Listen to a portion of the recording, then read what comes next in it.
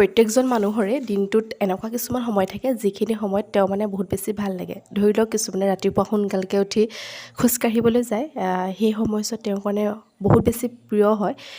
আমাৰ বাৰু অলপমান শুই উঠা দেৰি হয়, সেইকাৰণে ৰাতিপুৱা খোজ কঢ়া অভ্যাসটো ইমান বেছি নাই, কিন্তু সেইটো বহুত বেছি ভাল অভ্যাস। কৰিবলৈ চেষ্টা কৰি আছোঁ যদিও মাজে মাজে সফল নহওঁ। আৰু এই সন্ধিয়া সময়কণ মোৰ বহুত বেছি প্ৰিয়, মানে বিশেষকৈ আবেলি সময়কণ। আজি বাও লগটো পাই পিনি আজি বহুত মানে বছৰ বুলিয়ে ক'ব লাগিব, বহুত বছৰৰ মূৰত এইদৰে বাহিৰত মুকলিকৈ বহি চাহ একাপ খাবৰ কাৰণে লৈছোঁ। কিমান যেন দিন হ'ল এনেকৈ বহি চাহ খোৱা নাই বাহিৰত। আজিকালি সকলো মানুহ ব্যস্তই, ৰাতিপুৱাৰ পৰা ৰাতি শোৱালৈকে কেৱল কামতে থাকে। যদিও নিজৰ কাৰণে অকণমান সময় দিনটোত উলিয়াব লাগে, নিজে ভাল পোৱা কিছুমান কাম কৰিব লাগে।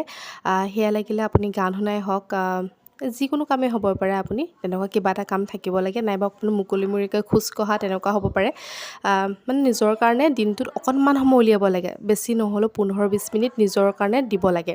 সেইটো বহুত বেছি ভাল কথা। কিন্তু আজিকালি মানুহ বহুত বেছি ব্যস্ত হৈ পৰিছে, কিন্তু সেইটো লাগে যে নিজৰ কাৰণে 10-15 মিনিট দিনটো উলিয়ায়। সেয়া শাৰীৰিক চৰ্চাই হওক বা লাগিলে কিবা মেডিটেশ্যন, ব্যায়াম, এক্সাৰচাইজ তেনেকুৱা কিবাই হওক, মানে কৰিব লাগে। বহুত বেছি ভাল লাগে তেতিয়া। আৰু এইফালে গধূলি সময়ত পাপাই তৰমুজ কাটি দিছে, তৰমুজ খাবৰ কাৰণে লৈছোঁ।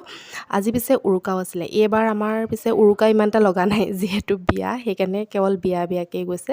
উৰুকাৰ বুলি বিশেষ আগৰগতে আয়োজন চলা নাই, হ'লেও আৰু অলপ চলপকৈ মা পাপাই চলাইছে। আপোনালোকে কমেণ্ট কৰি জনাব আপোনালোকৰ বিহু কেনেকুৱা গ'ল, উৰুকা কেনেকুৱা গ'ল, কি কি প্ৰস্তুতি চলালে, ক'ত ক'ত বিহু চাবলৈ গ'ল। গাঁৱবিলাকততো একদম পূৰা ঢেৰ হুঁচৰি আহে, ভাল লাগে নহয়নে বাৰু। সেয়াই আৰু গধূলি সময়কণ আপোনালোকৰ লগত শ্বেয়াৰ কৰিছোঁ। ৰাতি ভাত খাইছোঁ, পিছত শ্বেয়াৰ কৰিমগৈ যদি পাৰোঁ। ভিডিঅ'টো কৰি থাকিব। পিছত পাহৰি থাকোঁ, মই ভিডিঅ' কৰি আছিলোঁ বুলি পাহৰি থকাই হয়। আৰু এইফালে মায়ে মাছৰ লগত ঔটেঙা বনালে, আৰু অকণমান চিকেনো আছিলে পিছে। এয়াই আৰু আজি চিম্পুলকৈ উৰুকাৰ সাজ আপোনালোকৰ মাজলৈ লৈ আহিলোঁ। আনকালৰ গতে নহয় আৰু। আপোনালোকেও জনাব কমেণ্ট কৰি কি কি কৰিলে।